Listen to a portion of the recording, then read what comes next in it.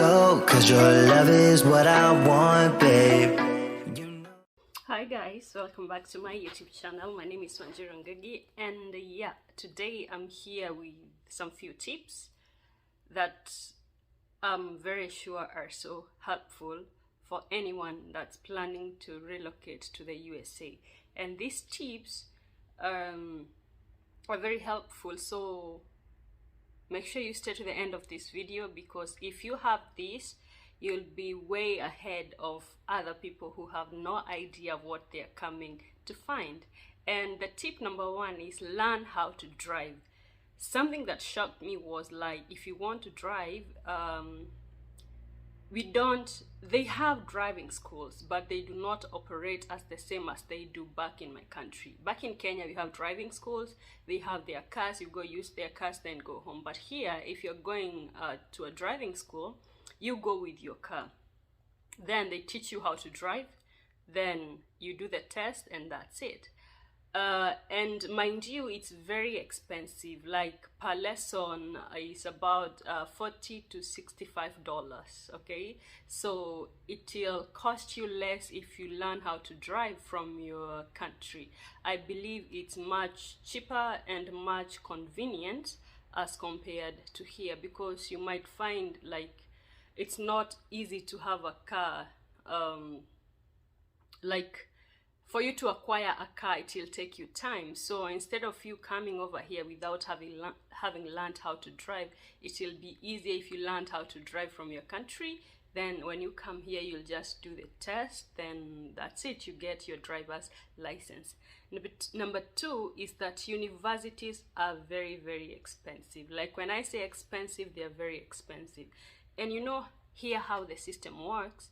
You can get a loan, a student loan, to go to school, but then you might spend the rest of your life paying it back. Yes, you have to pay it back. So if you can study in your country, like wherever you are, it's good. It does not mean that you're not going to go to college over here or to whatever, but then it's going to be easier as compared to someone who's starting from zero. Tip number three, over here, having a roommate, sharing an apartment, or sharing a house is so common.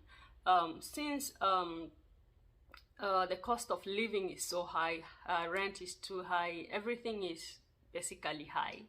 So people rent a house as 2 or 3 people, like they share, they do the cost sharing. It's so common.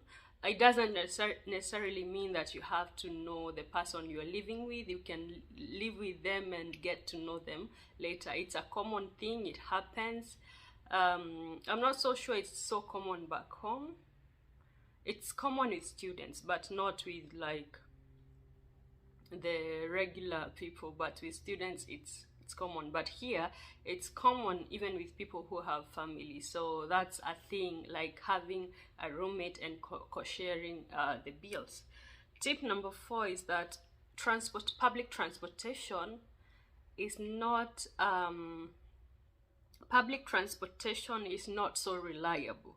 Yes, there is public transportation, but again, let's say you want to use a train, but for you to get to that train station, you'll need a car. You can't, most of the times, you can't walk to the station.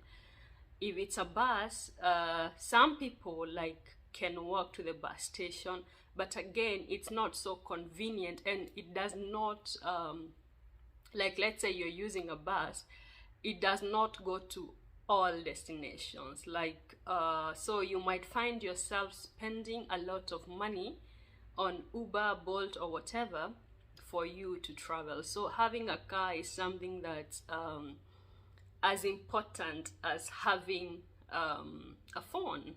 Yeah, another tip is that you should understand how credit score works.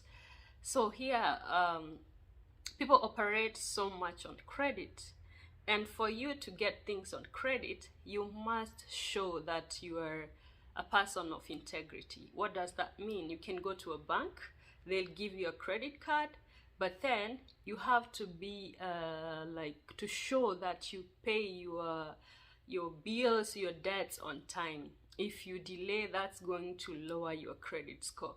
But the more consistent you are in paying your debts, the more consistent you are in paying your rent and stuff, the more points, the higher points you score. And if you do that, it saves you a lot, because when you're purchasing things like, let's say you're purchasing a car, if your credit score is good, your interest will be lowered. But if you have a poor credit score, then your interest rates will be so high, because they want to make sure they are going to recover their money.